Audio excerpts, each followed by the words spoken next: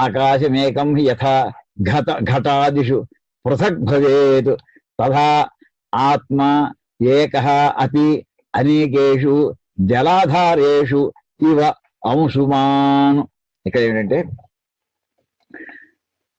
అనేక జలపాత్రలు పెట్టామనుకుంటాం బయట, ఆరు బయట, చిన్న కుండ, పెద్ద కుండ, లేదా గ్లాసు, చెంబు, రకరకాల జలపాత్రలు అనేక పెట్టాము. పెడితే జల ఆధారేషు, జలమునకు ఆధారమైనటువంటి పాత్రలు, ఘటాదిషు కుండలు, అటువంటి మొదలైనటువంటి వాటిల్లో ఆకాశం ఏకం హి, ఒకటే ఆకాశం ఉన్నది. ఉన్నా గాని యథ ఘటాదిషు పృథక్ భవేత్, ఈ కుండలో ఉన్న ఆకాశం వేరు, ఆ కుండలో ఉన్న ఆకాశం. అంటే మామూలుగా వేదాంత శాస్త్రంలో ఘటము పటము అనేటువంటి రెండు పదాలని ప్రాక్టికల్ గా ఉదాహరణ కింద తీసుకుంటూ ఉంటారు. అంటే ఆ పదాన్ని ఇక్కడ మన ఈ కొండ ఎందుకు పట్టుకొచ్చారు ఈ కథ మనం భవించక్కర్లేదు, అది ఒక ఉదాహరణ రూపంగా తీసుకోవడం. ఒక పాత్ర, ఏ పాత్ర అయినా సరే, ఎనీ ఎంటిటీ అని చెప్పడానికి, ఏదైనా సరే ఈ పాత్ర యొక్క ఆకారం వేరుగా ఉంది కదా అని ఈ పాత్రలో ఉన్న ఆకాశం వేరు, ఇంకో పాత్ర ఇంకో రకమైన ఆకారంతో ఉంటే దానిలో ఉన్న ఆకాశం వేరు అని అన్నట్టుగా మనకు అనిపించవచ్చు. యథా ఘటాదిషు ఏకం ఆకాశం పృథక్ భవేత్, ఏ విధంగా అయితే రకరకాల ఘటములలో ఒకే ఆకాశం వేరు వేరుగా అవుతున్నట్టు కనిపిస్తుందో, తథా ఇంకో ఉదాహరణ కూడా చెప్తున్నారు, అనేకేషు జలాధారేషు ఈ అంశుమాన్ ఇవ, అనేకమైనటువంటి జలపాత్రల పైన ఆకాశంలో ఉన్నటువంటి సూర్యుడు ఒక్కడే, కానీ ఒక్కొక్క పాత్రలో ఒక్కొక్క రకమైనటువంటి కిరణాలతో ఆయన మళ్ళీ మనకి బింబాలు, ప్రతిబింబాలు కనిపిస్తూనే ఉంటాయి. అనేకేషు జలాధారేషు, అనేకమైనటువంటి జలపాత్రలో ఉన్న ఒకే ఒక్క సూర్యుడు ఎన్ని రకాలుగా కనిపిస్తూ ఉంటాడో, అదే రకంగా తథా ఆత్మ ఏకః అపి అనేకేషు, అనేకమైనటువంటి జీవరాశులన్నింటిలో కూడా ఆత్మ పదార్థము ఒక్కటే అని అక్కడికి తీసుకురావడం కోసం తీసుకొచ్చారు. క్షరాత్మ నావిచితే దేవ ఏకః, ఇది శ్వేతాశుధరే. తర్వాత ఇక్కడ శ్వేతాశుధర ఉపనిషత్తు కూడా దేవ ఏకః, ఇతను ఒకే ఒక్క దేవుడు. క్షరాత్మ నానిశితే, ఇతను బయట అంటే నా అనీశతి, ఇతనిని ఈశానము అంటే కంట్రోల్ చేయడం అండి. ఇతనిని కంట్రోల్ చేసేటటువంటి వాడు ఇంకెవరు లేరు ఇక్కడ. ఏకః దేవ ఏకః, ఇది శ్వేతాశుధరే. ఛాందోగ్య ఉపనిషత్తు స ఏకథా భవతి, అతను ఒకటిగానే ఉంటాడు.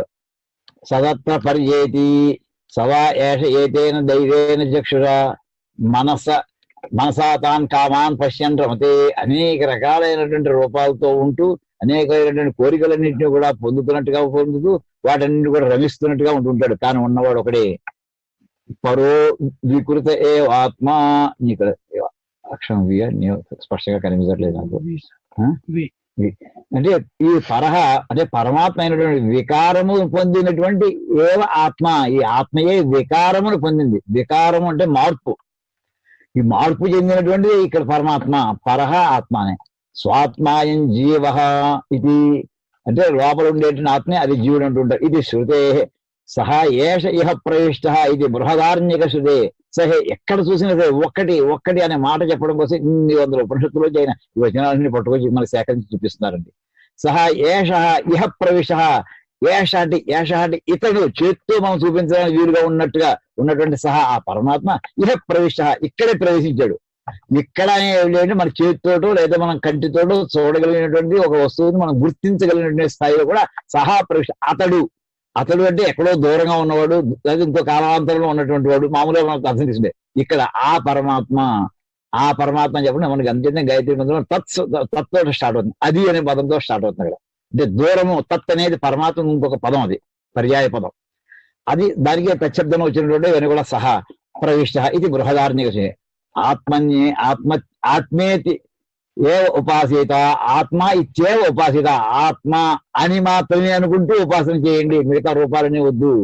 ఇది తదేతద్ బ్రహ్మ పూర్వం, ఏతత్ బ్రహ్మ పూర్వం, అదే ఏతద్ బ్రహ్మ అంటే ఈ బ్రహ్మ పూర్వం తత్, అదేనయ్య పూర్వం అంటే ఆ పరమాత్మే చతుర్ముఖ బ్రహ్మ కింద వచ్చాడు. ఇక్కడ బ్రహ్మ అనేటటువంటి పదం తీసుకుంటే చతుర్ముఖ బ్రహ్మం తీసుకుంటామండి. నాణ్యోతోస్తి ద్రష్ట నాణ్యోతోస్తి విజ్ఞాత, ఇక్కడ మనకి నా అన్యత, ఇక్కడ చూడండి వాక్యంలో నా పదవి నా అన్య అతః అస్తి ద్రష్ట, నా అన్య అతః అస్తి విజ్ఞాత. అంటే చూసేవాడు ఇంకోడు లేడు, తెలిసినవాడు ఇంకోడు లేడు చెప్పడం. అత్త అంటే నా అన్య, అన్య అంటే వేరొకడు,